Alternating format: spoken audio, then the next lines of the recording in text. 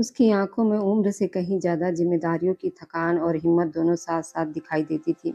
उसकी दुनिया बहुत छोटी थी। उसके माता-पिता का कुछ साल पहले देहांत हो गया था। वे और उसकी छोटी बहन रुचि थी। ना कोई खास दौलत थी, मगर उस घर में अपनापन इतना था। हर शाम थकान भी मुस्कान बन जाती थी। रमन के माता-पिता सब्जी मंडी में सब्जियों का व्यापार करते थे। सुबह-सुबह दोनों साथ निकलते और देर शाम घर लौटते। मेहनत बहुत थी, मगर कमाई भी ठीक हो जाती थी। इसलिए घर का खर्च आराम से चल जाता था। रमन पढ़ाई पूरी कर चुका था और अपने पैरों पर खड़े होने की कोशिश में लगा हुआ था, जबकि रुचि अपनी पढ़ाई कर रही थी। सब कुछ ठीक चल रहा था, लेकिन किस्मत कभी-कभी जिंदगी को ऐसा झटका दे देती है कि इंसान संभलने का मौका भी नहीं पाता। उस दिन भी सुबह बिल्कुल आम दिनों जैसे ही थी। रमन के माता-पिता हमेशा की तरह मंडी चले गए थे, मगर उन्हें क्या पता था, वह सुबह उनकी जिंदगी की आखिरी सुबह बनने वाली है। दोपहर के वक्त अचानक बाजार में जोरदार बम धमाका हुआ। एक पल में पूरी मंडी चीख पुकार और अफरा तफरी से भर गई। लोग अपनी जान बचाने के लिए भाग रहे थे। चारों तरफ धुआं और खून का मंजर था। उसी हादसे में रमन के माता पिता भी हमेशा के लिए इस दुनिया से चले गए। जब ये खबर रमन तक पहुंची तो जैसे उसकी पूरी दुनिया ही खत्म हो गई। जिन लोगों के सहारे उसका घर था, जिनके लिए वह सपने देखता था, वे दोनों अचानक उससे छिन गए थे। उस दिन के बाद उस छोटे से घर में सिर्फ दो लोग बचे, रमन और उसकी छोटी बहन रुचि। अब रमन सिर्फ भाई नहीं था, वह अपनी बहन के लिए माँ बाप दोनों बन चुका था। उसने अपने दुख को दिल में दबा लिया और जिंदगी से लड़ने का फैसला किया। कुछ ही समय के बाद उसे एक कंपनी में नौकरी मिल गई। तनख्वाह बहुत ज्यादा नहीं थी, मगर इतनी जरूर थी कि घर चल सके। अब उसकी जिंदगी का सबसे बड़ा सपना बस यही था कि किसी तरह अपनी बहन रुचि की शादी अच्छे घर में कर दे, ताकि उसके माता पिता की आखिरी जिम्मेदारी पूरी हो सके। मगर किस्मत शायद अभी उसे और परखना चाहती थी। एक दिन जब वो ऑफिस से घर लौट रहा था, तो रास्ते में उसकी नजर अचानक रुचि पर पड़ी। वह एक लड़की के साथ खड़ी थी और दोनों हंसते हुए बातें कर रहे थे। उस पल रमन के कदम जैसे जमीन में चिपक गए। उसका दिल एक पल को तेज धड़कने लगा, मगर अगले ही पल उसने खुद को संभाल लिया। उसने कोई हंगामा नहीं किया, चुपचाप घर लौट आया। घर पहुंचकर उसने बिल्कुल सामान्य अंदाज में रुचि से उस लड़के के बारे में पूछा। पहले तो रुचि घबरा गई, मगर फिर धीरे धीरे उसने सारा सच बता दिया। उस लड़के का नाम देव था और वह उसी के क्लास में पढ़ता था। दोनों 8वीं क्लास से एक दूसरे को जानते थे और धीरे धीरे उनकी दोस्ती मोहब्बत में बदल गई थी। रुचि कई बार अपने भाई को ये बात बताना चाहती थी, मगर हर बार डर के कारण चुप रह जाती थी।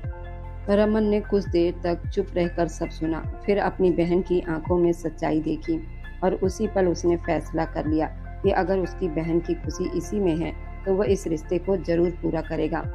उसने देव के बारे में पूरी जानकारी ली। देव अच्छे घर का लड़का था, पढ़ाई में भी अच्छा था, उसके परिवार की भी समाज में बहुत इज्जत थी।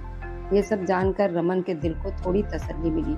उसने मन ही मन ठान लिया कि चाहे जो हो जाए, वह अपनी बहन की शादी देव से ही करवाएगा। लेकिन शादी के लिए पैसों की जरूरत थी। रमन की तनख्वाह इतनी नहीं थी वह जल्दी से सारी तैयारियां कर सके। यही सोचकर एक दिन वह हिम्मत जुटाकर अपने ऑफिस में अपनी मैडम के पास गया, ताकि उनसे कुछ पैसे उधार मांग सके। उसके मन में बस एक ही ख्याल था, किसी तरह अपनी बहन की शादी अच्छे से कर दे। लेकिन उसे जरा भी अंदाजा नहीं था, जिस मदद की उम्मीद लेकर वह अपनी मैडम के पास जा रहा था, वही उसे ऐसी मुसीबत में फंसा देगी जहां निकलना उसके लिए इतना आसान नहीं होगा। बहन की शादी तो हो गई, लेकिन उसके साथ जो हुआ वो बहुत रहस्यमयी और दिलचस्प है। ये कहानी यहाँ से शुरू होती है। जब तुमने मुझे छुआ ही नहीं, तो मैं कैसे गर्भवती हो सकती हूँ? तुम जानते थे कि शादी सिर्फ एक समझौता था, फिर अपनी सीमा क्यों पार की? बताओ मुझे ये सब कैसे हो गया? तुम्हारी हिम्मत कैसे हुई मेरे साथ ये सब कुछ करने की? मेरी बेहोशी का तुमने पूरा पूरा फायदा उठाया है। रीमा ऐसे बोल रही थी जैसे पागल हो जाएगी। रमन शांत आवाज में बोला, आप बारिश में भीगी हुई थी, बेहोश थी, ठंड से कांप रही थी। मैं सिर्फ आपको बचाने के लिए पास आया था और फिर ओ। अब रीमा चिल्लाई थी, बताओ कैसे किया तुमने ये सब, कि मुझे पता तक नहीं चला? रीमा के हाथ में रमन की कॉलर थी। वह ऐसे थी कि जैसे रमन की जान ही ले लेगी। रमन उसकी तरफ देख रहा था। उसने दोनों हाथों से रीमा के दोनों हाथ पकड़ लिए और कहने लगा, शब्दों में नहीं बता सकता, अगर आप चाहें तो करके बता देता हूँ। ये कहकर उसने रीमा को बिस्तर पर गिरा दिया। मैं तुम्हें जिंदा नहीं छोड़ूंगी। तुम होते कौन हो? 2 पैसे के कर्मचारी होकर तुमने अपना गंदा स्पर्श मेरे शरीर तक पहुंचाने की कोशिश कैसे की? ना तो मैं तुम्हारा बच्चा पैदा करूंगी और ना ही तुम्हें छोड़ूंगी। तुम्हें एक एक पैसे के लिए मोहताज बना दूंगी। तुम्हें रीमा की ताकत का भी अंदाजा नहीं है। रमन कहने लगा, अंदाजा तो तुम्हें भी नहीं है। उस रात बारिश में भीगी हुई रीमा मेरे भरोसे थी। मैंने जैसे चाहा तुम्हारे साथ खेला, तुम्हारे साथ जो चाहा किया। क्या बिगाड़ लिया तुमने मेरा? और आज भी मैं तुम्हारे साथ हूँ, जो चाहूँ कर सकता हूँ। मेरे बच्चे को नुकसान पहुँचाने की कोशिश करोगी तो मेरा वो रूप देखोगी जो तुमने पहले कभी नहीं देखा। ये कहकर वो खुद को रीमा के ऊपर गिरा चुका था। जैसे ही उसने रीमा की कमर पर हाथ रखा, रीमा ने उसका हाथ झटक दिया। मैं तुम्हें सब कुछ दे सकती हूँ, गाड़ी, बंगला, हर सुख सुविधा, लेकिन तुम्हें इस बात की इजाजत कभी नहीं दूंगी कि तुम मुझ पर इस तरह कोई अधिकार जताओ। समझ लो कि ये शादी एक समझौता है। तुम्हारे घर वालों की मैं मदद करूंगी और तुम्हें दुनिया के सामने मेरे साथ कंधे से कंधे मिलाकर चलना है, मेरे पति की पहचान से। लेकिन पति का रिश्ता सिर्फ दुनिया वालों के सामने होगा। कमरे में तुम मुझसे एक तय दूरी बनाकर रखोगे, कभी भी अपना अधिकार जताने की कोशिश नहीं करोगे। नहीं तो तुम जानते हो मैं क्या कर सकती हूँ। अपनी पैंट के जेबों में रीमा ने हाथ डाल दिए थे। सामने खड़ा रमन उसे बड़े ध्यान से देख रहा था। बहुत आत्मविश्वास वाली बॉस थी उसकी। 32 साल की उम्र में भी 24 साल की लगती थी। स्टेप में कटे हुए बाल, महिलाओं वाले पैंट कोट पहने वह एक सफल व्यवसायी महिला थी जो सफलता की ऊंचाइयों को छू रही थी। रमन अपने दोनों हाथ पीछे किए सिर झुकाकर खड़ा था। इस समय मजबूर था, बेबस था। नहीं तो वह घमंडी लड़की उसे एक पल भी अच्छी नहीं लगती थी। पता नहीं खुद को क्या समझती थी। चिंता मत कीजिए मैडम जी, मुझसे आपको कोई शिकायत नहीं होगी, रमन ने धीमी आवाज में कहा था। ठीक है, कल ठीक 7 बजे कोर्ट पहुंच जाना, वहीं पर तुम्हारी और मेरी शादी होगी। रमन कहने लगा, मैडम जी आपको अपना वादा याद है ना? आप जानती हैं कि मैं आपकी बात मानने के लिए क्यों तैयार हूँ। मेरी बहन की शादी है। रमन ने रीमा को याद दिलाया था। हाँ ठीक है, कल जैसे ही शादी होगी मैं तुम्हें लाखों रुपए का चेक दे दूंगी। अपनी बहन की शादी धूमधाम से कर लेना, लेकिन याद रखना तुम्हें मेरे इशारों पर चलना पड़ेगा। वह बहुत दबाव में था। बहन की शादी की मजबूरी न होती तो वो कभी भी ये कदम न उठाता। उसे अपनी ये घमंडी मैडम कभी भी अच्छी नहीं लगी थी। माता पिता जीवित नहीं थे, बस एक छोटी बहन की उसकी पूरी दुनिया थी। और उसका रिश्ता भी जिस लड़के से तय हुआ था वो शादी के बाद उसे विदेश लेकर जाने वाले था। लेकिन समस्या ये थी कि उसकी बिरादरी बहुत बड़ी थी और वह शादी बहुत धूमधाम से करना चाहता था। दहेज के सारे पैसे रमन को अपनी छोटी बहन रुचि को नगद ही देने थे। रिश्ता अच्छा था, इसलिए रमन नहीं चाहता था ये रिश्ता टूट जाए। उन्हीं दिनों रीमा भी परेशानी में फंस गई थी। उसके पिता शिव प्रसाद का कहना था कि अगर तुमने अपने लिए किसी भी युवक को पसंद नहीं किया तो फिर मेरी मर्जी से शादी करनी पड़ेगी। मैं बीमार रहता हूँ और चाहता हूँ मरने से पहले तुम्हारी जिम्मेदारी से मुक्त हो जाऊँ। वैसे तो रमन शिव प्रसाद जी को भी बहुत पसंद था। बहुत समझदार युवक था, सीधा साधा था, अपने काम से काम रखता था और मेहनती भी बहुत था।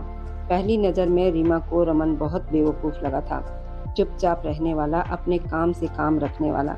इसलिए शादी के लिए उसकी नज़र रमन पर ही गई थी। उस दिन शिव प्रसाद जी से रीमा की बहुत बहस हुई थी।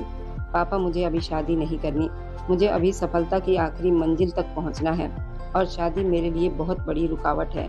आप कृपा करके दोबारा मुझसे शादी की बात मत कीजिएगा। ओ रीमा, तुम जानती हो मैं दिल का मरीज हूँ, मेरे पास समय नहीं है, मुझे दोबारा दिल का दौरा पड़ चुका है और तीसरे का कोई भरोसा नहीं।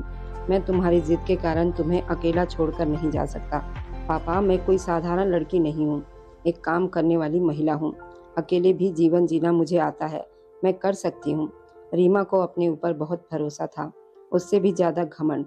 वह समझती थी कि वह अकेले बहुत अच्छी जिंदगी जी सकती है, उसे किसी भी पुरुष की जरूरत नहीं है।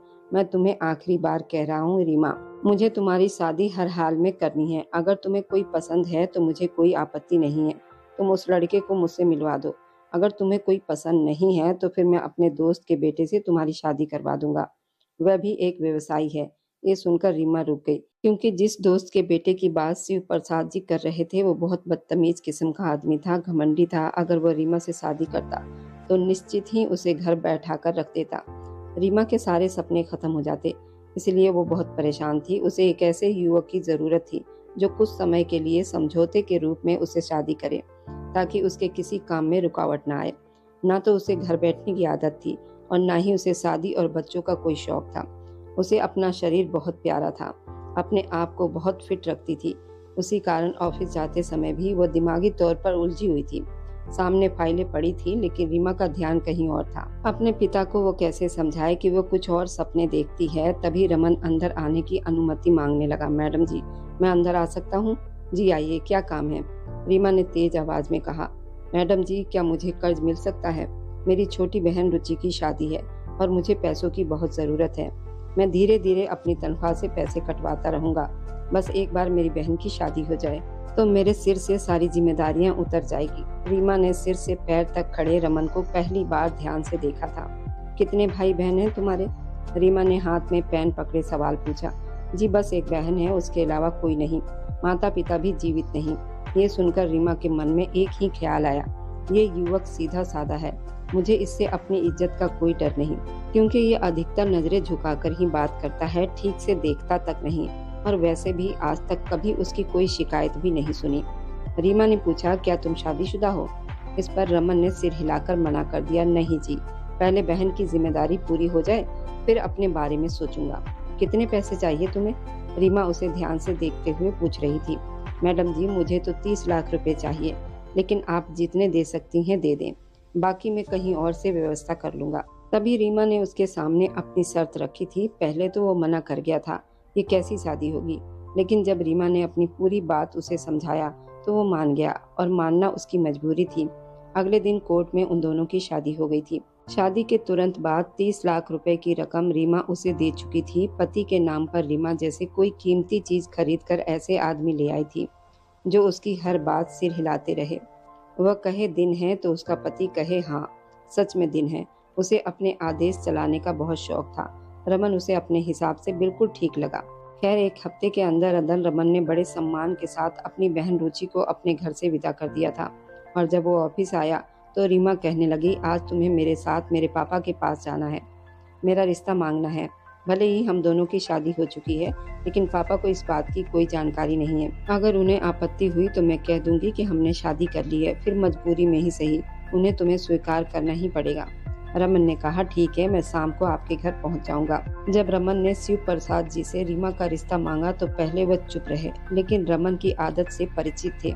बहुत मेहनती लड़का था, जानते थे उसका भविष्य अच्छा होगा, इसलिए उन्होंने हाँ कर दी, क्योंकि वह अपनी बेटी के स्वभाव से भी परिचित थे।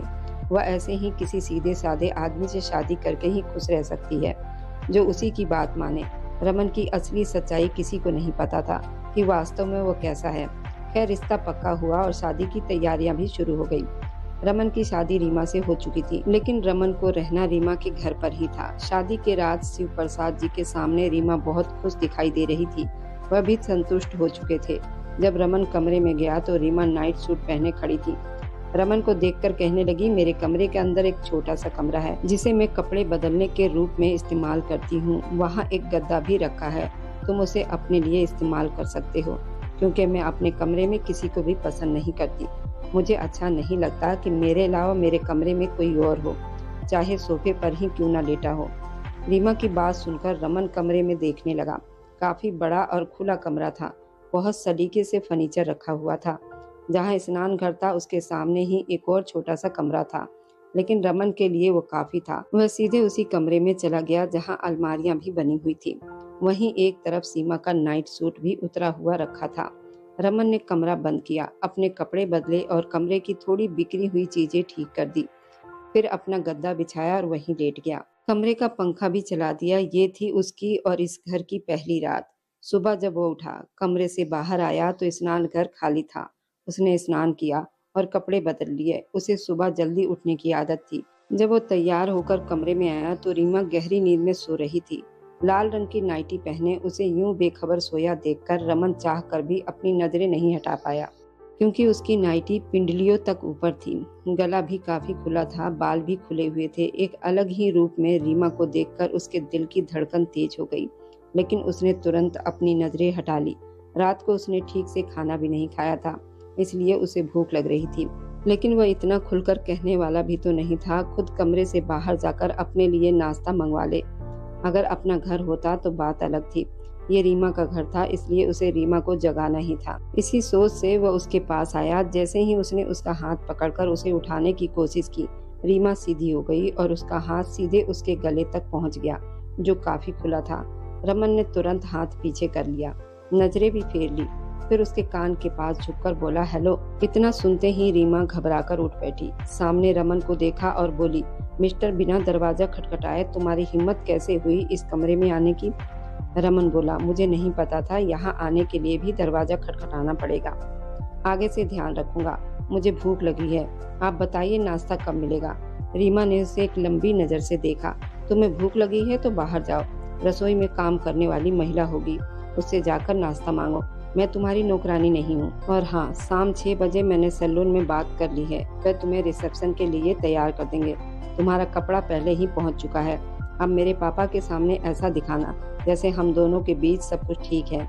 रीमा ने आधी बंद आंखों से ही आदेश दे दिया। रमन ने एक नजर उसे देखा, फिर कुछ नहीं कहा और कमरे से बाहर निकल गया। बाहर काम करने वाली महिला मौजूद थी।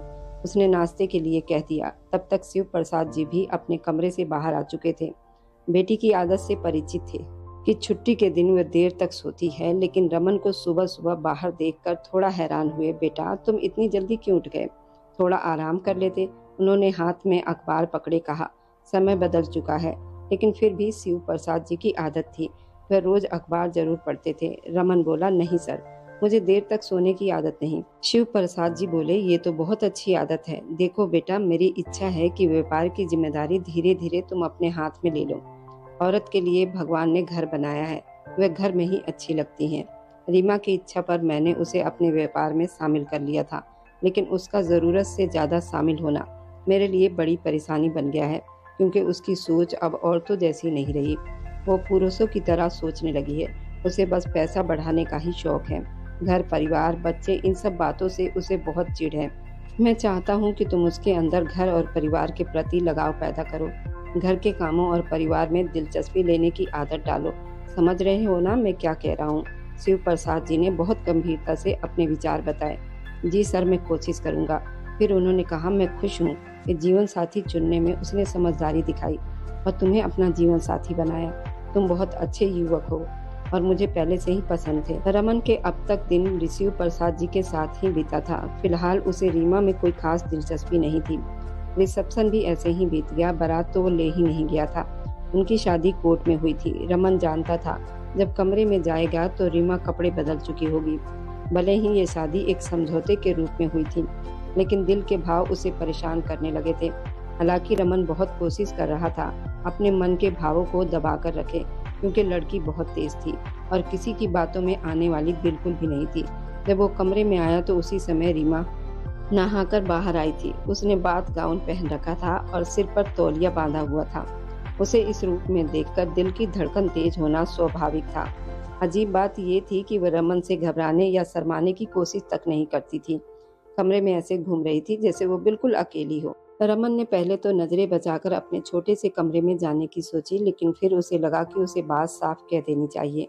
उसने कहा, मिस रीमा, आपसे एक बात करनी है। रीमा ने ड्रेसिंग टेबल की दराज से हेयर ड्रायर निकाला, उसे एक तरफ रखा और अपने बाल सुखाने लगी। बोली, हाँ कहो। रमन बोला, देखिए, हमारी शादी सामान्य तरीके से हुई है। शादी नहीं है, ये सिर्फ एक समझौता है। लेकिन मैं भी एक इंसान हूँ और एक पुरुष हूँ। मेरे अंदर भी वही भाव है जो किसी भी पुरुष के होते हैं। सामने किसी लड़की को देखकर बड़े बड़ों का मन डोल जाता है, और आप तो वैसे भी मेरी पत्नी हैं। ये सुनकर रीमा ने उसे तीखी नजर से देखा। रमन बोला, भले ही ये शादी एक समझौता है, लेकिन शादी तो है ना। कोशिश किया करे कि मेरे सामने इस तरह ना रहा करें। उसने सिर से पैर तक रीमा को देखा। उसका गाउन घुटनों तक था, उसकी टांगें खुली दिख रही थी। उसने कहा, बस इतनी सी बात का ध्यान रख लिया करें कि मेरे सामने पूरे कपड़े पहन लिया करें। क्या है ना कि कभी कभी नजर टिक ही जाती है तो मन विचलित हो जाता है। पहली बार रमन की बात, उसकी साफ नजरों से रीमा का दिल जोर से धड़क उठा था। पहली बार किसी ने उसे एहसास दिलाया था कि वह किस रूप में खड़ी है। पहली बार उसे महसूस हुआ कि उसके कमरे में उसके अलावा कोई और भी है, जिसे उसने कभी महत्व ही नहीं दिया। पुरुषों के साथ उसकी मीटिंग अक्सर होती थी। वह अक्सर कोट पैंट पहनकर रहती थी। किसी भी पुरुष की आज तक हिम्मत नहीं हुई थी उसे गलत नजर से देखे, क्योंकि वो बहुत सख्त स्वभाव की और सीधे बोलने वाली लड़की थी। पुरुषों के बीच में काम करते करते उसके मन का ये एहसास जैसे खत्म सा हो गया था। इसलिए उसने रमन से भी कभी झिझकने या शर्माने की कोशिश नहीं की थी, क्योंकि ये आदत उसे थी ही नहीं। पिछले 6 सालों से वो पुरुषों के बीच में ही काम कर रही थी, मीटिंग पर जाना, अलग अलग इलाकों में जाना। लेकिन पहली बार किसी ने उसे महसूस करवाया था कि वो एक लड़की है और उसे देखकर किसी के मन में भी भाव आ सकते हैं। ये कहकर रमन अपने कमरे में चला गया। रीमा कुछ देर वहीं खड़ी रह गई, जैसे ठिठक गई हो। पता नहीं उसे क्या हुआ। उसने हेयर ड्रायर बंद किया, अलमारी के पास गई और अपने कपड़े बदल लिए। इस बार उसने नाइटी नहीं पहनी, बल्कि ट्राउजर और लंबी शर्ट पहन ली, और गला भी काफी बंद था। हालांकि ऐसे कपड़ों में उसे नींद कम ही आती थी, लेकिन फिर भी सोने की कोशिश करने लगी। उधर रमन ने भी कपड़े बदले और अपने गद्दे पर लेट गया। आंखें बंद की तो रीमा का गाउन पहना हुआ रूप उसके सामने आने लगा। उसके मन के भाव उसे परेशान करने लगे। वह बहुत कोशिश कर रहा था कि उसे नींद आ जाए, लेकिन नींद नहीं आ रही थी। उसे ऐसा लग रहा था जैसे उसके गीले बालों से टपकता पानी उसके चेहरे पर गिर रहा हो। अपने मन में उसने जैसे उसका हाथ पकड़कर उसे सीने से लगा लिया हो, लेकिन ये सिर्फ कल्पना थी, इसलिए मन को शांति भी नहीं मिल रही थी। पता नहीं कब उसकी आंख लग गई। सुबह 8 बजे उसके कमरे के दरवाजे पर दस्तक हुई। वह तुरंत उठ बैठा। दरवाजा खोला तो सामने ट्राउजर और शर्ट पहने रीमा खड़ी थी। माथे पर हल्की नाराजगी के साथ उसने कहा, समय देखा है तुमने? तुम्हारा दिमाग खराब है क्या? नींद भरी आंखों से रमन ने घड़ी की तरफ देखा और बालों में हाथ फेरते हुए बोला, जी 8 बज रहे हैं। रीमा बोली, देखो छुट्टी के दिन तुम कब सोते हो और कब उठते हो ये मेरी समस्या नहीं, लेकिन काम के दिन 9 बजे नाश्ता होता है और 10 बजे तक मैं ऑफिस में होती हूँ। तुम जानते हो कि मैं समय की बहुत पाबंद हूँ। आज तो तुम्हें जगा रही हूँ, लेकिन कल से ध्यान रखना। उसके कंधे को हल्का सा थपथपाकर रीमा चली गई। रमन मन ही मन सोचने लगा, ये लड़की तो जैसे घड़ी की सुइयों को देखकर पैदा हुई है। अगर देखा जाए तो मुझे जगाने की जिम्मेदारी तो इसी की है। वो मुंह धोकर और तैयार होकर नाश्ते की मेज पर आया। रीमा उससे पहले ही वहाँ मौजूद थी और पूरी तरह तैयार थी। यहाँ तक कि उसने हल्का मेकअप भी कर लिया था। रमन सोचने लगा, पता नहीं ये लड़की कैसे 20 मिनट में नहाकर तैयार होकर मेकअप भी कर लेती है, जबकि आमतौर पर लड़कियां सजने संवरने में बहुत समय देती हैं। नाश्ते के बाद दोनों ऑफिस चले गए, लेकिन ऑफिस में रमन रीमा के व्यवहार को देखकर हैरान रह गया। वह उससे बिल्कुल एक कर्मचारी की तरह ही बात कर रही थी। अभी 3 घंटे ही हुए थे कि इंटरकॉम पर रीमा ने रमन को अपने केबिन में बुला लिया। जैसे ही वह अंदर आया उसने कहा, हाँ बोलो रीमा। रीमा ने फाइल उठाकर मेज पर जोर से फेंकी और बोली, इसे दोबारा जांच क्यों नहीं किया गया? मैंने कहा था ना कि इसे जांच कर मुझे देना है, और यहाँ मैं तुम्हारी पत्नी नहीं हूँ, तुम्हारी बॉस हूँ। दरवाजे पर दस्तक देकर अंदर आया करो और मुझे मैडम ही कहा करो जैसे पहले कहते थे। रीमा कहने की इजाजत नहीं, तुम्हें सिर्फ मेरे पापा के सामने ही ऐसा करना है। रीमा के मुंह से अपनी इतनी बेइज्जती सुनकर रमन के अंदर गुस्सा सा भर गया। उसने फाइल उठाई और बाहर चला गया। अपने केबिन में जाकर उसने फाइल मेज पर पटक दी और मन ही मन बोला, एक बार घर चलो फिर तुम्हें दिखाऊंगा। उसने फाइल दोबारा जांची, उसमें एक भी गलती नहीं थी। वह सोचने लगा, पता नहीं अपने आप को क्या समझती है, मुझ पर आदेश चलाकर शायद इसे अपने अहंकार को संतुष्टि मिलती है। उसने फाइल वापस रीमा के सामने रखी और इस बार दरवाजा खटखटाकर अंदर आया और उसे मैडम जी कहा। लेकिन घर पहुंचते ही शिव प्रसाद जी के सामने रमन ने रीमा के साथ जो किया वह उसकी बेइज्जती का पूरा जवाब था। जैसे ही दोनों घर के अंदर आए, शिव प्रसाद जी नौकरानी से खाना लगाने को कह रहे थे। जैसे ही रीमा बैठक में आई, शिव प्रसाद जी की नजर उस पर पड़ी।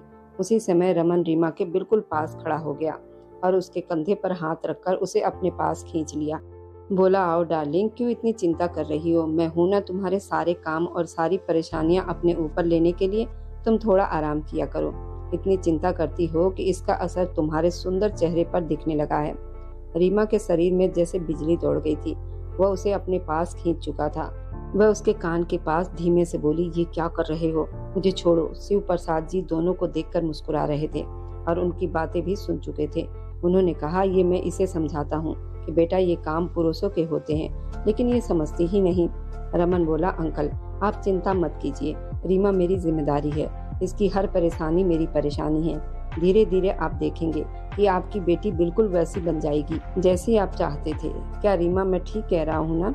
ये कहते हुए उसने उसे और पास कर लिया। रीमा चाहकर भी अपना हाथ छुड़ा नहीं पा रही थी, लेकिन इस तरह उसके पास खड़े होने से उसे अजीब एहसास हो रहा था। उसे रमन की सांसें अपने कान के पास महसूस हो रही थी। अपने पापा के सामने वो कुछ कह भी नहीं पा रही थी और रमन की पकड़ भी काफी मजबूत थी।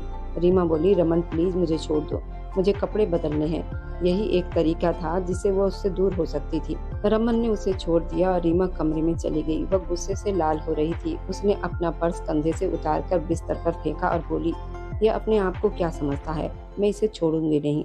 कुछ देर के बाद रमन कमरे में आया। रीमा को गुस्से में देखकर उसके मन को ठंडक मिली, क्योंकि वह अपनी बेइज्जती का बदला ले चुका था। रीमा उसके पास आई। सबसे पहले उसने अपने कमरे का दरवाजा बंद किया और फिर उसका कॉलर पकड़ लिया। बोली, ये क्या हरकत थी जो तुमने बाहर की है? मैंने कहा था ना मुझसे दूरी बनाकर रहना। रमन ने अपना कॉलर छुड़वाया और बोला, तुमने ही कहा था तुम्हारे पापा के सामने मुझे एक अच्छे पति की तरह व्यवहार करना है। अब अच्छे पति की तरह व्यवहार भी तो करना था, ताकि उन्हें लगे कि हम दोनों पति पत्नी हैं। पति पत्नी एक दूसरे के साथ ऐसे ही रहते हैं।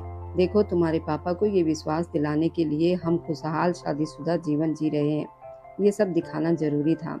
रीमा कुछ देर सोचती रही, फिर बोली, ठीक है, लेकिन आगे से मुझे अपने पास खींचने की कोशिश मत करना। रमन बोला, तो फिर मैं क्या करूं? अगर मैं 10 फुट खड़ा होकर ये सब करूंगा तो तुम्हारे पापा को लगेगा हमारे बीच कुछ भी ठीक नहीं है। पति पत्नी तो पास पास ही रहते हैं। तुम बताओ, तुम्हारे पापा के सामने मुझे कितना पास आना चाहिए? ये सुनकर रीमा शर्म के कारण नजर तक नहीं उठा पा रही थी। रमन ने कहा, अच्छा ये बताओ, क्या मैं तुम्हारा हाथ पकड़ लिया करूं? रीमा ने झिझकते हुए कहा, ठीक है, हाथ पकड़ लेना, लेकिन मुझे अपने पास खींचने की कोशिश मत करना। मुझे बहुत बुरा लगता है। मुझे कोई पुरुष छुए तो मुझे बहुत गुस्सा आता है। अंदर ही अंदर रमन मन में सोच रहा था, दिखाता हूँ तुम मुझसे दूर कैसे रहती हो। कपड़े बदलने के बाद वो बाहर शिव प्रसाद जी के साथ बैठा था।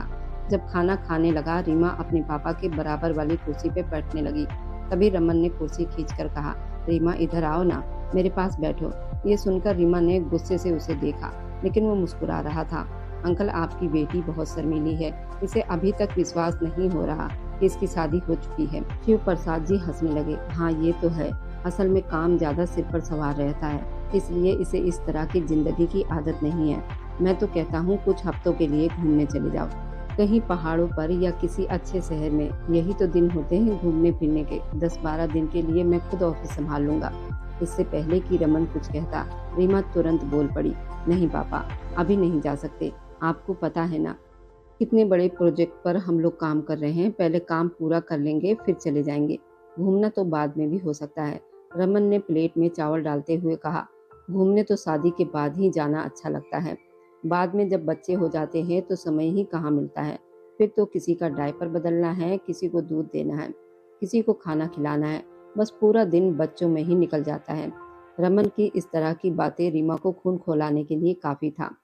शिव प्रसाद जी ने एक गहरी सांस भरी और बोले, अरे मेरी तो बहुत इच्छा है कि जल्दी से अपने नाती नातियों को गोद में खिलाऊं, ताकि मेरा मन लगा रहे, इस घर का सन्नाटा भी खत्म हो जाए। रमन ने हंसकर कहा, अंकल आप चिंता मत कीजिए, 1 साल के अंदर अंदर आप नाना जरूर बन जाएंगे। उसकी बात सुनकर रीमा के गले में चावल अटक गए और उसे जोर की खांसी आने लगी। रमन को जैसे मौका मिल गया, उसने पहले उसकी पीठ थपथपाई, फिर उसकी कमर पर धीरे धीरे हाथ फेरने लगा। वह बुरी तरह से घबरा गई थी। रमन ने उसे पानी दिया और बोला, ये क्या हुआ तुम्हें? चावल क्यों गले में फंस गए? ध्यान से खाया करो ना, तुम अपनी बिल्कुल परवाह नहीं करती।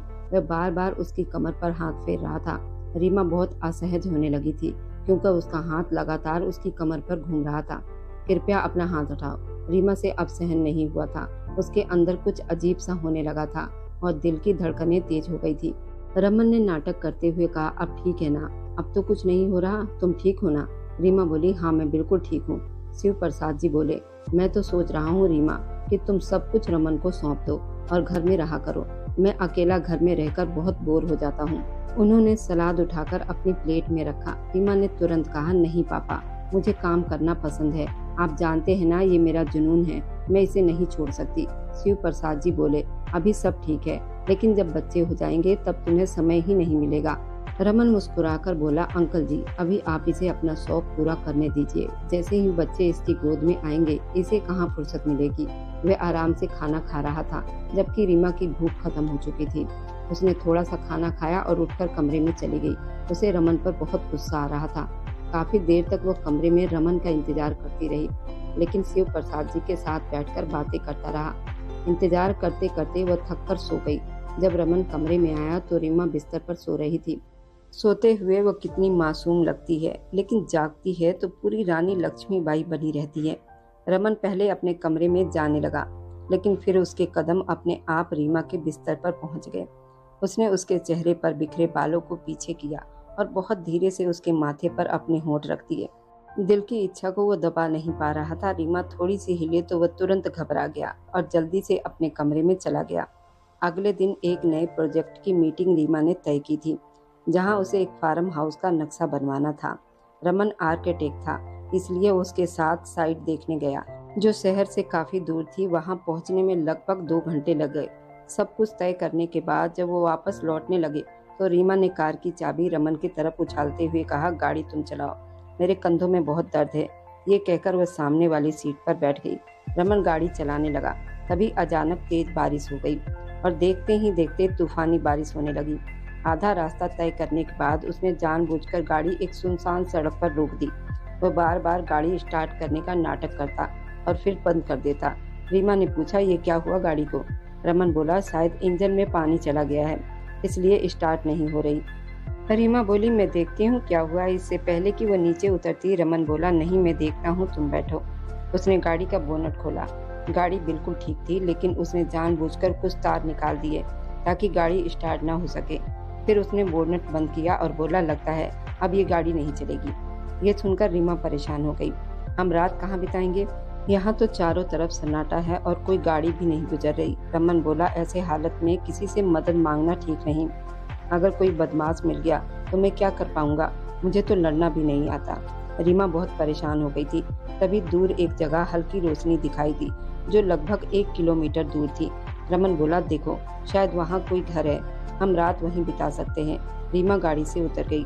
रमन ने गाड़ी को धक्का देकर किनारे लगाया। बारिश बहुत तेज थी, इसलिए दोनों भीग चुके थे। सर्दियों की पहली बारिश थी और रीमा के साथ ऐसा पहले कभी नहीं हुआ था, इसलिए उसे बहुत ठंड लग रही थी। वहां तक पहुंचते पहुंचते उसके पैर जैसे जमने लगे। वह बोली, रमन मैं और आगे नहीं चल सकती। रमन बोला, मैं क्या करूं? तुमने ही इतनी पाबंदियां लगा रखी है मुझ पर। मैं तुम्हें गोद में उठाकर भी नहीं ले जा सकता। अभी आधा रास्ता ही तय हुआ था। तेज बारिश में रीमा मुश्किल से चल पा रही थी, लेकिन ठंडक के कारण बुरी तरह कांप रही थी। अचानक वो बेहोश होकर गिर गई। रमन ने उसे गोद में उठाया और बाकी सारा रास्ता तय किया। बादल जोर जोर से गरज रहे थे। थोड़ी देर के बाद वो बेहोश रीमा को उठाए एक घर के सामने पहुंच गया। उसने अपने पैर से दरवाजा जोर से खटखटाया। थोड़ी देर के बाद एक अधेड़ उम्र का आदमी दरवाजे पर आया। उसने पहले रीमा को देखा, फिर रमन को। रमन ने बताया कि उनकी गाड़ी खराब हो गई है और उन्हें एक रात के लिए ठहरने की जगह चाहिए। वह आदमी शक भरी नजरों से देखते हुए बोला, मैं तुम पर भरोसा कैसे करूं? ये लड़की कौन है? कहीं तुम इसे जबरदस्ती तो नहीं लाए? रमन ने कहा, अंकल जी, क्या मेरा चेहरा ऐसा लगता है? ये मेरी पत्नी है। तभी उस आदमी के पीछे धीरे धीरे चलती हुई एक बुजुर्ग महिला भी आ गई। उसने कहा, लड़का तो सीधा लग रहा है, इन्हें अंदर आने दो। उसने रमन को एक कमरा दिखाया। फिर उसने रीमा के माथे पर हाथ रखा और बोली, अरे इसे तो बहुत तेज बुखार है, इसके कपड़े बदलने होंगे। रुको, मैं तुम्हें सूट दे देती हूँ, इसे पहना दो। ये सुनकर रमन का चेहरा लाल हो गया। वह उसे कमरे में ला चुका था और सोफे पर लिटा दिया। उसके हाथ पैर सहलाने लगा, लेकिन रीमा का शरीर ठंड से नीला पड़ता जा रहा था। तभी वो बुजुर्ग महिला अपना एक ढीला सा सूट लाकर दे गई। दरवाजा बंद करके बाहर चली गई। इस कड़ाके की ठंड में रीमा को इस हाल में देखकर रमन का दिल भी बेचैन हो उठा। उसने धीरे धीरे उसके गीले कपड़े उतारकर उसे सूखे कपड़े पहना दिए। इस दौरान उसकी आंखों ने जो कुछ देख लिया था, वह चाहकर भी उस दृश्य को भूल नहीं सकता था। कपड़े बदलने के बाद उसने रीमा को बिस्तर पर लिटा दिया और ऊपर से कंबल भी उड़ा दिया, लेकिन रीमा लगातार कांप रही थी।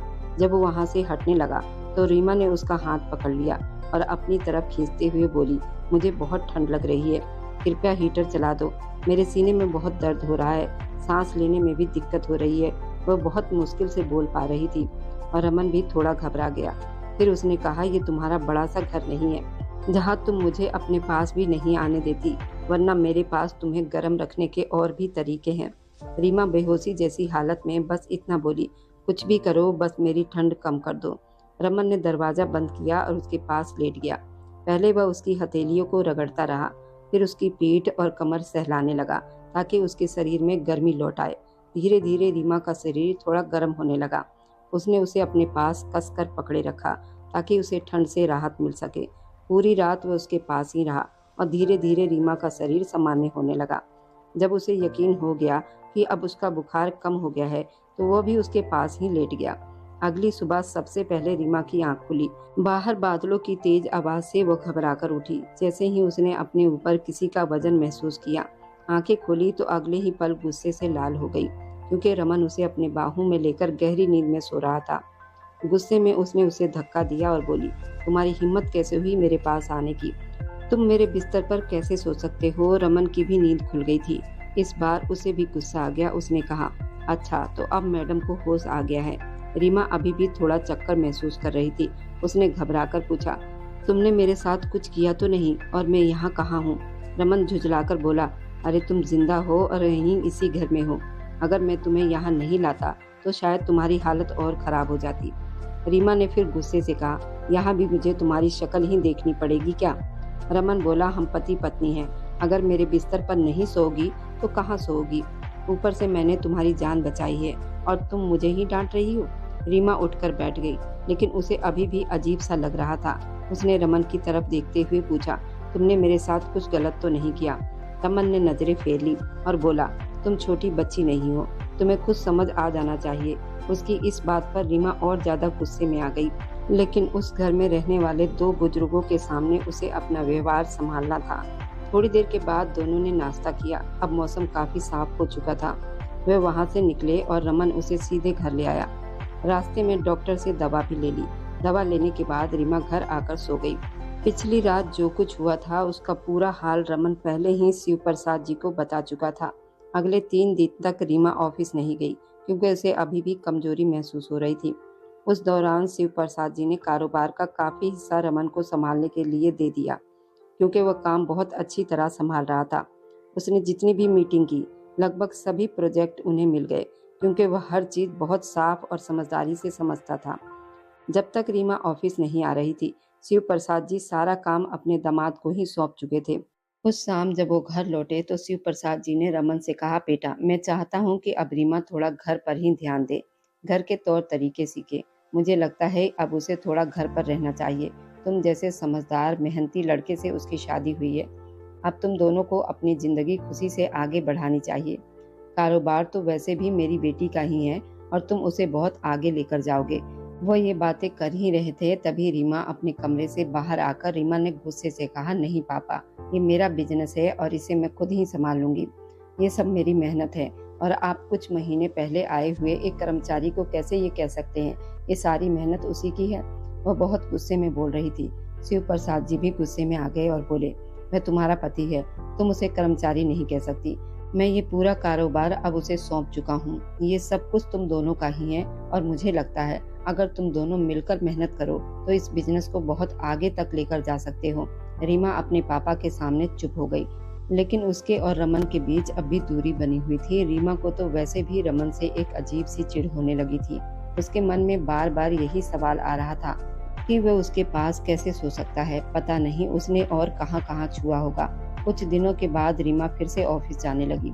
ऑफिस पहुंचकर उसे बहुत जलन हुई जब उसने देखा कि उसके बिना कंपनी को कई नए प्रोजेक्ट मिल चुके हैं और काम तेजी से चल रहा है। पहले जहां रमन को सिर्फ एक कर्मचारी की तरह देखा जाता था, अब हर कोई उसे सर कहकर बुला रहा था। यहाँ तक कि उसके सुझाव पर भी अमल किया जा रहा था। ये सब देखकर रीमा के अंदर गुस्सा भर गया।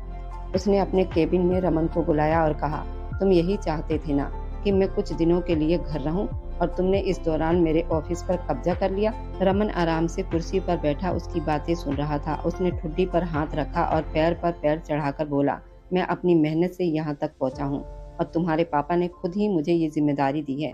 मुझे क्या जरूरत है किसी चीज पर कब्जा करने की, जब सब कुछ मुझे खुद ही मिल चुका है। और आगे से मुझसे ठीक तरीके से बात करना, क्योंकि अब मैं इस कंपनी का बॉस हूँ, कोई साधारण कर्मचारी नहीं। रमन को उसे चिढ़ाकर मजा आ रहा था। रीमा गुस्से में खड़ी हो गई। उसका मन कर रहा था कि उसका गला पकड़ ले, लेकिन तभी उसे अचानक चक्कर आने लगे। इससे पहले कि वो गिरती, रमन ने उसे कमर से पकड़ लिया। वह बोला, खुद को मर्द समझकर बड़ी बड़ी बातें करना छोड़ दो। आखिर तुम एक औरत ही हो, तुम्हें बार बार चक्कर आते हैं और तुम खुद को बहुत मजबूत समझती हो। रीमा उसे और भी बहुत ज्यादा कुछ कहना चाहती थी, लेकिन उसकी तबीयत खराब हो रही थी। वह जल्दी से ऑफिस के वॉशरूम की तरफ भागी, जहां उसे उल्टी हो गई। ये सुनकर रमन को भी चिंता हुई। उसने पूछा, क्या हुआ तुम्हें? चलो डॉक्टर के पास चलते हैं। रीमा बोली, मैं खुद चली जाऊंगी, मेरे अंदर इतनी ताकत है कि मैं खुद गाड़ी चलाकर जा सकती हूँ। लेकिन रमन ने उसका हाथ पकड़ लिया और कहा, हर बात में बहस करना जरूरी है क्या? जब मैं कह रहा हूँ तो चलो। वह उसका हाथ पकड़कर सीधे अस्पताल ले गया। वहाँ डॉक्टर ने रीमा को जांच करने के बाद कहा, इस हालत में चक्कर आना और उल्टी होना सामान्य बात है। बधाई हो, आप माँ बनने वाली हैं। ये सुनते ही रमन के चेहरे पर मुस्कान आ गई। वह पिता बनने वाला था। लेकिन रीमा का चेहरा पूरी तरह बदल गया था। वह गुस्से से खड़ी हुई और बिना कुछ बोले वहां से बाहर निकल गई। डॉक्टर हैरानी से उसे देखती रह गई। रमन फीस देकर बाहर आया, लेकिन तब तक रीमा खुद ही कार चलाकर घर पहुंच चुकी थी। गुस्से में वो सीधे अपने कमरे में चली गई। शिव प्रसाद जी उसे देखते ही रह गए कि आखिर उसे हुआ क्या है। थोड़ी देर के बाद रमन भी घर पहुंचा। शिव प्रसाद जी ने पूछा, क्या हुआ इसे? लेकिन रमन बिना जवाब दिए सीधे कमरे में चला गया। कमरे में पहुंचकर उसने देखा कि रीमा ने कमरे की लगभग हर चीज अस्त व्यस्त कर दी थी। वह गुस्से में उसकी तरफ बढ़ी और उसे मारने के लिए हाथ उठाया, लेकिन रमन ने उसका हाथ पकड़ लिया और जोर से झटकते हुए कहा, ये क्या कर रही हो तुम? क्या तुम दुनिया की पहली औरत हो जो माँ बनने वाली हो? कौन इस तरह प्रतिक्रिया करता है? रीमा ने गुस्से में उसकी कॉलर पकड़ ली और बोली, तुम्हारी हिम्मत कैसे हुई मुझे छूने की? मैंने तुमसे समझौता करके शादी की थी कि तुम मेरे पास नहीं आओगे, और तुमने मेरे अंदर अपना बच्चा दे दिया। मुझे तुमसे भी नफरत है और तुम्हारे इस बच्चे से भी। मैं इसे जन्म नहीं दूंगी, मैं इसे खत्म कर दूंगी। मैं क्यों अपने शरीर में तुम्हारे बच्चे को जन्म दूं? इससे पहले कि वह और कुछ कहती, रमन ने गुस्से में उसे एक थप्पड़ मार दिया और बोला, होश में रहो, ये सिर्फ मेरा नहीं तुम्हारा भी बच्चा है। मैंने बहुत सहन कर लिया है। अगर तुमने मेरे बच्चे को नुकसान पहुंचाने की कोशिश की तो मैं तुम्हें छोड़ूंगा नहीं। रीमा बार बार यही पूछ रही थी, मेरे साथ ये सब हुआ कैसे? रमन ने गुस्से में कहा, ये बात मैं तुम्हें मुंह से बताने वाला नहीं हूँ, फिर से करके बता देता हूँ ये सब कुछ कैसे किया था। एक तो मैं तुम्हारी जान बचा चुका हूँ, ऊपर से तुम मुझे ही बातें सुना रही हो। मुझे 2 टके का कह रही हो। वो उसे बिस्तर पर धक्का दे चुका था। एक बार फिर उस पर झुककर उसके होठों को अपने होठों में कैद कर गया। रीमा की तो सांसें ही तेज हो गई थी। तब जाकर उसने उसे छोड़ा था। वो कहने लगा, ऐसे किस किया था मैंने तुम्हें? अब आगे भी बताऊं कि क्या क्या किया था? लेकिन रीमा खुद को संभालने की कोशिश कर रही थी। उसके दिल की धड़कन बहुत तेज हो चुकी थी। पूरे शरीर में हलचल मच चुकी थी। रमन कहने लगा, अगर तुमने मेरे बच्चे को कोई भी नुकसान पहुंचाया तो कसम से मैं तुम्हारे इस एग्रीमेंट के बारे में तुम्हारे पापा को बता दूंगा, और फिर तुम खुद सोचो क्या हाल होगा उनका, कि उनकी बेटी कॉन्ट्रैक्ट मैरिज करती फिर रही है। रीमा कुछ देर के लिए चुप हो चुकी थी, फिर कहने लगी कि चले जाओ मेरी जिंदगी से। अब मैं तुम्हें इस घर में बिल्कुल भी बर्दाश्त नहीं करूंगी। इस बच्चे को तो मैं कुछ नहीं करूंगी, जैसे ही पैदा होगा तुम्हारे हवाले कर दूंगी, फिर तुम मुझे तलाक दे दोगे। लेकिन अब मैं तुम्हें इस घर में बर्दाश्त नहीं कर सकती। रमन को भी गुस्सा आ चुका था। वह एक आखिरी नजर रीमा पर डालकर इस घर से चला गया। शिव प्रसाद जी तो पूछते ही रह गए, क्या हुआ? बड़ी हिम्मत जुटाकर रीमा बाहर आई और फिर अपने पापा को थोड़ी बहुत सच्चाई बता चुकी थी, जिसे सुनने के बाद शिव प्रसाद जी को लगा जैसे किसी ने उनकी परवरिश पर सवाल उठा दिया हो। पहली बार ऐसा हुआ। उन्होंने अपनी बेटी को खूब डांटा था।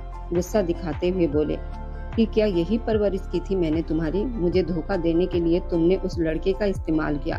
तुम उस लड़के के काबिल थी ही नहीं। इतने सीधे और सच्चे प्यार करने वाले इंसान को तुमने इस तरह अपमानित किया। शिव प्रसाद जी भी चुप हो चुके थे। लेकिन अगले ही दिन से खुद को बिजनेस वुमेन साबित करती रीमा दोबारा से ऑफिस पहुंच चुकी थी। उसे लगा था कि वो पहले की तरह सारे काम खुद संभालेगी और रमन नाम का अध्याय उसके दिल और दिमाग से हमेशा के लिए खत्म हो जाएगा। लेकिन ऐसा मुमकिन नहीं हुआ था। पहले तो आदत के कारण उसे हर बात पर रमन को आवाज देने की आदत हो चुकी थी। हर फाइल खोलती तो उसके होठों पर बस रमन का ही नाम होता। वह उससे सलाह लेकर काम करने लगी थी और यूं ही न जाने कब उसे रमन की आदत हो गई थी। उसे खुद पता नहीं चला। 1 हफ्ता हो चुका था और अपना ही बिजनेस संभालते हुए उसे परेशानी हो रही थी।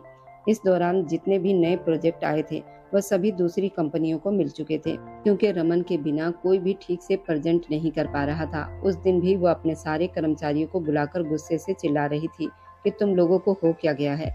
वह जिस भी क्लाइंट के बारे में पूछती तो कर्मचारी यही कहते। इस बारे में तो रमन सर को अच्छी तरह पता था। बार बार रमन का नाम सुनकर वह थक कर बैठ चुकी थी। तभी शिव प्रसाद जी ऑफिस में आ गए और बाकी कर्मचारियों को वहां से भेजकर उसके पास बैठ गए। वह कहने लगे, तुम्हें अब एहसास हो रहा होगा ना कि तुमने हीरे को खो दिया है। तुम्हें क्या लगता था कि तुम सब कुछ कर लोगी, मगर ऐसा नहीं है। औरत औरत ही रहती है, कभी भी मर्द नहीं बन सकती। एक मर्द ही बिजनेस को अच्छे से चला सकता है, और रमन जैसा लड़का इस बिजनेस को जिस तरह ऊंचाइयों तक पहुंचा सकता है, ये मैं अच्छी तरह जानता हूँ। तुमने इस बिजनेस को बहुत अच्छा संभाला और अब तक इसे आगे बढ़ाया भी है। लेकिन तुम रमन की मेहनत को भी नहीं भूल सकती। तुमने उसे ठुकराकर बिल्कुल भी अच्छा नहीं किया। और अब जानती हो इस एक हफ्ते में मुझे कितने करोड़ों का नुकसान हुआ है। रीमा सिर पकड़कर बस बैठी रह गई थी और फिर उस दिन जल्दी ही ऑफिस से घर आ गई। अपने बिस्तर पर आकर लेटी तो उसे अपने तकिए से रमन के खास परफ्यूम की खुशबू आई। एक गहरी सांस लेकर वह चुप रह गई। वह जितना उसे भुलाने की कोशिश कर रही थी, वह उतना ही उसके करीब आ रहा था। धीरे धीरे उसने नींद की दवा लेकर आंखें बंद की तो उसे ऐसा महसूस हुआ जैसे रमन उसके बहुत करीब है, उसकी कमर पर हाथ फेर रहा है और उसके होठों को अपने होठों में कैद किए हुए है। वह घबराकर उठकर बैठ गई और बोली, ये क्या हो रहा है मुझे? मैं क्या सोच रही हूँ? मैं रमन के बारे में नहीं सोच सकती। लेकिन उसका दिल ये मान चुका था कि उसे रमन से प्यार हो चुका है। आखिर रमन का ही खून उसके शरीर में पल रहा था। कुछ दिन तक वह इसी उलझन में रही कि उसे रमन से प्यार है भी या नहीं। 1 महीना गुजर चुका था। कई बार उसने सोचा कि रमन को फोन करे और देखे कि वो बात करता है या नहीं, लेकिन उसने रमन का नंबर नहीं मिलाया। रमन ने भी इस 1 महीने में उससे कोई संपर्क नहीं किया था। शिव प्रसाद जी भी उससे बात नहीं कर रहे थे। उसकी तबीयत थोड़ी खराब हो रही थी। डॉक्टर ने उससे कहा था कि आप जब भी मेरे पास अपॉइंटमेंट लेकर आएं तो अपने पति को जरूर साथ लाया करें। दिल में रमन के लिए भावनाएं इतनी बढ़ चुकी थी कि एक शाम वो अपने पापा के पास आई और बोली, पापा मुझे रमन का पता चाहिए। शिव प्रसाद जी उसे नजरअंदाज करते हुए बोले कि मैं नहीं जानता वो कहाँ रहता है। वो बोली, पापा मैं जानती हूँ कि इस 1 महीने में आप उससे बात भी कर रहे हैं और उससे मिल भी रहे हैं। प्लीज मुझे बता दीजिए, मैं उसके पास जाना चाहती हूँ। शिव प्रसाद जी उसे घूर कर बोले, क्या एक बार फिर जाकर उसे अपमानित करना चाहती हो? उसे ये बताना चाहती हो कि वह 2 टके का है? आखिर करना क्या चाहती हो तुम? उसकी चुप्पी का गलत फायदा उठाना चाहती हो? रीमा बोली, ये इतना भी सीधा नहीं पापा जितना वह आपके सामने बनता है। मैं उसे अच्छी तरह जानती हूँ और वैसे भी मैं उसे वापस लाने के लिए कह रही हूँ। मैं उससे माफी मांगूंगी। मुझे ऐसा नहीं करना चाहिए था। बड़ी मुश्किल से उसने अपने पापा के सामने ये शब्द कहे थे, जैसे अपनी इज्जत और अहंकार को दबाकर ये सब बोल रही हो। शिव प्रसाद जी के चेहरे पर हल्की मुस्कान आई और बोले, मैं उसका लोकेशन तुम्हें व्हाट्सएप कर रहा हूँ। वह अपनी गाड़ी में बैठकर निकल गई। थोड़ी देर में ही उस जगह पहुंच चुकी थी। वह एक साधारण सा इलाका था। उसी में एक घर था जो देखने में मध्यम वर्ग के परिवार के हिसाब से ठीक था, लेकिन वह घर रीमा की शान के हिसाब से नहीं था। उसने दरवाजे पर दस्तक दी तो दरवाजा खुल गया। सामने रमन खड़ा था। जैसे ही दरवाजा खुला, वह एक बार फिर उसका कॉलर पकड़कर अंदर आई और दरवाजा बंद करके उसे दीवार से लगा दिया। रमन को शिव प्रसाद जी पहले ही बता चुके थे कि तुम्हारी वो अकड़ू पत्नी तुमसे मिलने आ रही है, लेकिन उसे ये नहीं पता था कि वो आते ही उस पर इस तरह टूट पड़ेगी। कॉलर से पकड़कर उसे दीवार से लगाते हुए रीमा बोली, क्या बस ये पता था कि मुझे प्रेग्नेंट करना है? ये नहीं पता था कि मुझे डॉक्टर के पास भी लेकर जाना है। मेरी तबीयत खराब हो गई है, मेरा ख्याल रखना है। खुद यहाँ आकर बैठ गए ताकि मुझसे छुटकारा पा सको। रमन ने उसके हाथ अपने कॉलर से हटाते हुए कहा, तुम यहाँ क्यों आई हो? खुद ही कहा था कि मेरी जिंदगी से निकल जाओ, तभी तो तुम मेरे बच्चे का ख्याल रखोगी। मैं तो शुरू से ही तुम्हारी शर्तें मानता आया हूँ और अब भी तुम्हारी शर्त के मुताबिक ही इस घर से निकला हूँ। आखिर मेरी भी कोई इज्जत है या नहीं? रीमा की आंखों में आंसू आ चुके थे। अगले ही पल वो बोली, मुझे माफ कर दो, सॉरी। मुझे तुम्हारे साथ इस तरह बदतमीजी से बात नहीं करनी चाहिए थी। रमन हैरान था कि रीमा उससे माफी मांग रही है। वह सीने पर हाथ बांधकर बोला, ये तुम ही हो ना जो सॉरी बोल रही हो? मुझे यकीन नहीं हो रहा, प्लीज एक बार फिर से बोलना। मुझे ठीक से सुनाई नहीं दिया। वह कान के पास हाथ ले जाकर बोला तो रीमा आंखों में आंसू लिए बोली, सॉरी, मुझे अपनी गलती का एहसास हो गया है, मुझे माफ कर दो। लेकिन वह उसे देखते हुए बोला, नहीं, इसमें जरूर कुछ गड़बड़ है। लगता है तुम्हारे बिजनेस में जितना नुकसान हो चुका है, सिर्फ अपने मतलब के लिए तुम यहाँ मेरे पास आई हो ताकि मैं तुम्हारे बिजनेस को दोबारा उसी ताकत के साथ खड़ा कर दूं, है ना? कहते हैं ना, मुश्किल के समय में गधे को भी बाप बना लिया जाता है। तुम शायद गधे को पति बनाने चली आई हो। लेकिन रीमा एक बार फिर उसकी गर्दन पकड़ चुकी थी। कहने लगी, बस कर दो, मुझे तुमसे प्यार हो गया है, मैं तुमसे प्यार करती हूँ। ये सुनकर रमन के चेहरे पर मुस्कान आ गई। उसे देखकर रीमा ने तुरंत अपने हाथ पीछे कर लिए और खुद को संभालते हुए कहने लगी, नहीं, मेरा मतलब था कि मुझे अपनी गलती का एहसास हो गया है। मुझे इतना बुरा व्यवहार नहीं करना चाहिए था। लेकिन रमन तुरंत उसे अपने बाहों में भरकर सीने से लगा चुका था। वह बोला, बस मैं समझ चुका हूँ, जब तुमसे ठीक से बोला भी नहीं जा रहा तो क्यों बोल रही हो? मान क्यों नहीं लेती हो कि मैडम को मुझसे प्यार हो गया है? रीमा ने भी कोई विरोध नहीं किया, बल्कि अपने हाथ खोलकर उसके सीने से लग गई। उसकी आंखों से आंसू भी बह रहे थे। वह बोली, मेरे साथ वापस घर चलो प्लीज। मगर रमन गहरी सांस लेकर बोला कि वह तुम्हारा घर था, मेरा नहीं। ये मेरा घर है और अगर सच में तुम्हें मुझसे प्यार है तो तुम मेरे साथ इसी घर में रहो। रीमा ने एक पल को सोचा, फिर वहीं रहने का फैसला कर लिया। इस घर में ज्यादा सुविधाएं नहीं थी, लेकिन फिर भी न जाने क्यों प्यार उसके दिल पर इतना छा चुका था कि वह रमन के साथ उसी घर में रहने लगी। रमन ने जानबूझकर उसे थोड़ा तंग करने के लिए इस घर को चुना था। जब 1 महीना वे दोनों इसी घर में एक साथ रहे और रीमा उसके साथ खुश रहने लगी, तो रमन ने खुद ही एक नया घर लिया। रीमा को चौंका दिया। शिव प्रसाद जी भी अपनी बेटी को खुश देखकर उन्हें बहुत आशीर्वाद देते थे। कुछ महीनों के बाद ही रीमा ने एक बेटी को जन्म दिया और उसके बाद उनकी जिंदगी पूरी हो गई थी। जो कभी कहा करती थी कि मुझे बच्चे पैदा नहीं करने, मेरा शरीर खराब हो जाएगा, अब अपनी बेटी को देखकर उसके दिल में माँ का प्यार जाग चुका था। बच्चे के जन्म के कुछ महीने के बाद ही उसने फिर से अपना शरीर पहले जैसा ठीक कर लिया था। कभी कभी उसका मन करता तो वो बेटी के साथ ऑफिस चली जाती। बाकी समय वो घर के काम और अपनी बेटी के साथ ही बिताने लगी थी। और शिव प्रसाद जी अपनी नाती को अपनी गोद में लेकर जैसे फिर से खुशियों से भर उठे थे। रमन ने अपनी बहन रुचि की भी शादी कर दी थी। उसकी जिंदगी भी बहुत हंसी खुशी बीत रही थी। उसे बेटा हुआ था। रुचि और देव अपने बेटे के साथ बहुत खुश थे। और मेरी वीडियो जहाँ कहीं से भी आप लोग देखते हैं, कमेंट में अपने शहर और राज्य का नाम जरूर बताएं। मुझे आप लोगों के कमेंट पढ़ने में बहुत आनंद आता है और उन सभी का मैं बहुत बहुत धन्यवाद करना चाहती हूँ। जो लोग मेरी वीडियो को देखते हैं, लाइक करते हैं और शेयर करते हैं। अगर आपको आज की कहानी पसंद आई है तो वीडियो को जरूर लाइक कीजिएगा और अपने दोस्तों के साथ शेयर भी कीजिएगा। और हाँ, अगर आपने अभी तक हमारे चैनल को सब्सक्राइब नहीं किया है तो जरूर सब्सक्राइब कर लें। मिलते हैं हम अपनी कल की एक और नई दिलचस्प कहानी के साथ। मुझ पर सदा अपना प्यार और स्नेह बनाए रखें। सभी को मेरा प्यार भरा नमस्कार दोस्तों। खुश रहें, स्वस्थ रहें।